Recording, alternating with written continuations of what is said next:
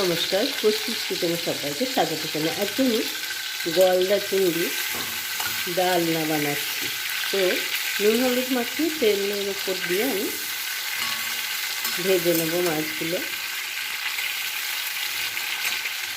মাছের এদিকে খোসা সমস্ত কিছু বাদ দিয়েছি, কেননা এইসব খোসাগুলো থাকলে না অনেক সময় কিন্তু এই মাছের খোসার সময় তো আমিও করি, কিন্তু ছাড়িয়ে রান্না করলে বেশি ভালো হয়। এই যে অল্প একটু হয়েছে রেখেছি,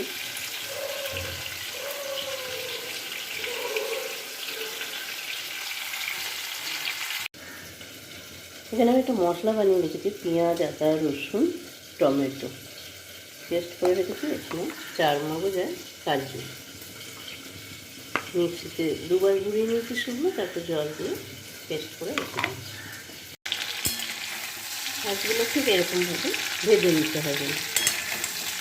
তুলে নিচ্ছি, তুলে নিয়ে বাকিগুলো আমি ভেজে নেব।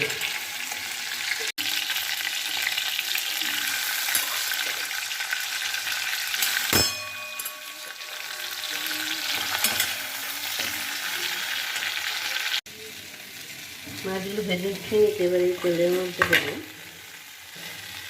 ছোট্ট এলাচ, একটু দারচিনি। এবার এই তেলের মধ্যে মশলাটা দিয়ে দিই।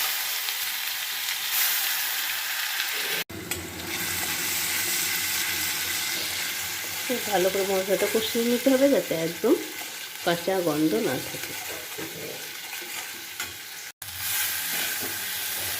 কষানো হয়ে গেছে, মিক্সিং জারটা ধুয়ে একটু জল দিয়ে দিলাম। এবারে এর মধ্যে একটু গুঁড়ো মশলা অ্যাড করি, হলুদ গুঁড়ো, জিরে গুঁড়ো, সামান্য একটু লাল লঙ্কার গুঁড়ো,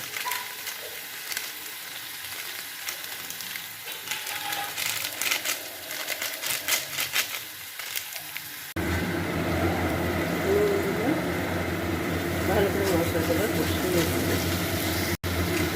এর মধ্যে কাজু আর চারমগজের পেস্টটা দিয়ে ভালো করে কষিয়ে দিই।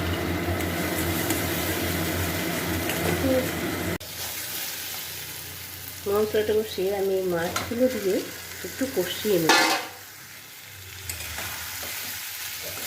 মশলার সাথে মাছটা কষালে টেস্ট ভালো হয়, মাছগুলো নরম হয়, বেশি ফোটাতে হয় না জলের সাথে।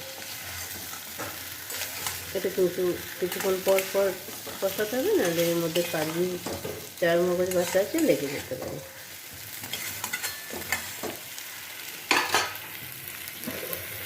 দেবো ঢাকা দিয়ে দেবো, ঢাকা খুলে খুলে আমি এটা কষিয়ে নেব। খুব ভালো করে কষিয়ে নিয়েছি। এবার আমি এর মধ্যে 1/2 কাপ মতো গরম জল দিই।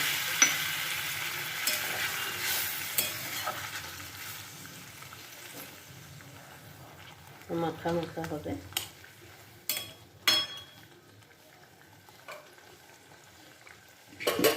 ঢাকা দিয়ে আমি আবার 5 মিনিট মতো রান্না হতে দেব। আমার গলদা চিংড়ির রান্না পুরোপুরি তৈরি হয়ে গেছে। রান্নাটা আমার হয়ে গেছে। গ্যাসের ফ্লেম এবার আমি অফ করে দেবো। তার আগে আমি সামান্য একটু গরম মশলা গুঁড়ো ছড়িয়ে দিয়ে মিশিয়ে নিচ্ছি। গ্যাসের ফ্লেমটা অফ করে দিলাম।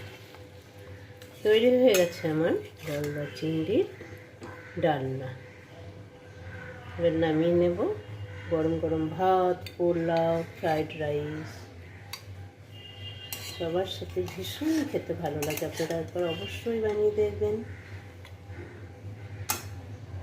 তো গলদা চিংড়ির ডালনা রেসিপিটা আপনাদের কীরকম লাগলো অবশ্যই কমেন্ট করে জানাবেন, আর লাইক করবেন, বেশি বেশি করে শেয়ার করবেন। আমার চ্যানেলে নতুন বন্ধু হয়ে থাকলে চ্যানেলটা সাবস্ক্রাইব করার জন্য অনুরোধ করব। ভালো খান, সুস্থ থাকুন। আজ এই পর্যন্ত, ধন্যবাদ।